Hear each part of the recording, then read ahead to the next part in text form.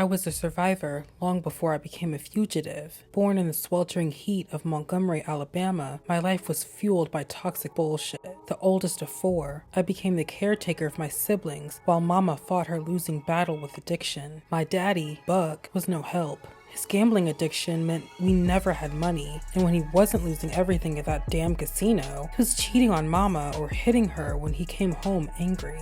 I remember one night clear as day. Even though I was only 8 years old, Mama was standing in the living room. It had to have been about 3 or 4 a.m.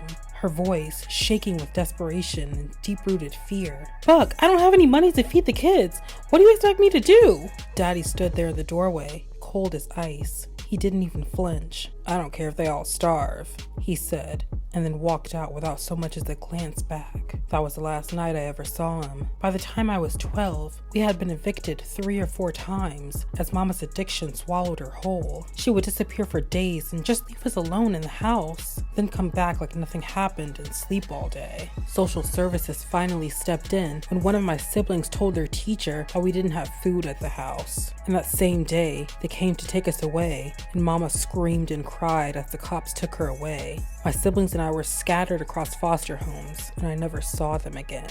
I spent the rest of my childhood bouncing between strangers' houses, enduring everything from neglect to outright abuse. When I finally aged out of the system, I had a high school diploma, a deep mistrust of authority, and a knack for falling into bad relationships. Rodney was my first serious boyfriend. He promised me the world and gave me nothing but bruises and broken dreams. Jaquan was no different, only he was a serial cheater too and got one of his side chicks pregnant. I guess I kept thinking that if I loved them hard enough, I'd find someone who would stick by me. By the time I met Kevin, I was just desperate for stability. I was 25 when I met Kevin Morris. He was a veteran of the Iraq War and about 15 years older than me. He got dishonorably discharged because of violent outbursts that the VA said were tied to PTSD. By the time I met him at a hookah bar outside Birmingham, Alabama, he was already a heavy drinker. But he had this way of making me feel safe, like he'd take on the world for me.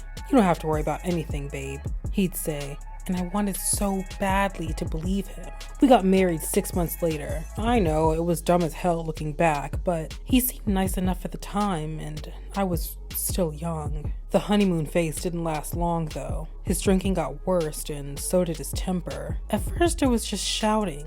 Then he pushed me. It only happened when he was drunk. Then after he sobered up, he would profusely apologize and beg my forgiveness and promise to never lose his temper again. Foolishly, I would believe him at first, but it quickly escalated to him putting his hands on me. I learned how to hide the bruises under makeup and long sleeves. I convinced myself I could endure it. After all, hadn't I endured worse? But endurance has its limits. The night everything changed was August 14th, 2020. Kevin came home drunk, ranting about something I can't even remember. It escalated fast. He swung first, as he always did, but this time, something in me snapped.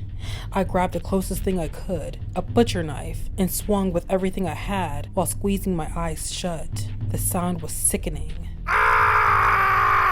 And then he collapsed to the floor. At first I thought he was just unconscious, but when he didn't move, I saw the blood pouring from his neck. Kevin was dead. "Oh fuck!" I screamed, completely stunned at what had just transpired. Panic hit me like a freight train. I couldn't call the police. I knew they wouldn't see a battered woman defending herself. They'd see a black woman who just killed her husband. The system was never on my side, not when I was a kid and not now. So I ran. I packed a bag with shaking hands, a change of clothes, and his weapon and money from up under the mattress. He began keeping his money there as his PTSD and paranoia began to worsen. It was about $5,000. I didn't have a plan, just one thought in my mind: get the fuck out of there. By sunrise, I was hundreds of miles away. The first few days were pure survival, living off fast food, staying in hotels. But as time went on, something inside me changed. For the first time in my life, I was free.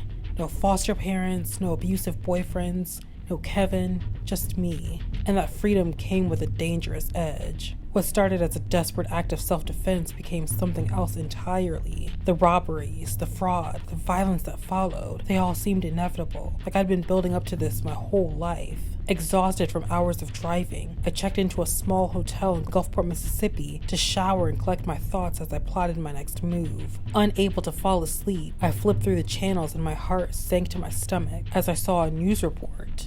40-year-old Iraq war veteran Kevin Morris was found dead in his home today. An Amazon delivery man was delivering a package when he looked through the window and saw Kevin's lifeless body face down on the floor and called 911. Tonight, police are looking for his wife, Charleen Green, who was wanted for questioning. I turned the TV off and promptly threw up on the floor. They're already framing me like a criminal. I didn't know it then, but that moment marked the beginning of a transformation that I couldn't undo. I wasn't just running from the law, I was shedding the skin of a broken, battered woman and stepping into something darker, something I didn't recognize. Survival had awakened a hunger in me, and as the miles stretched on, so did the boundaries of what I was willing to do.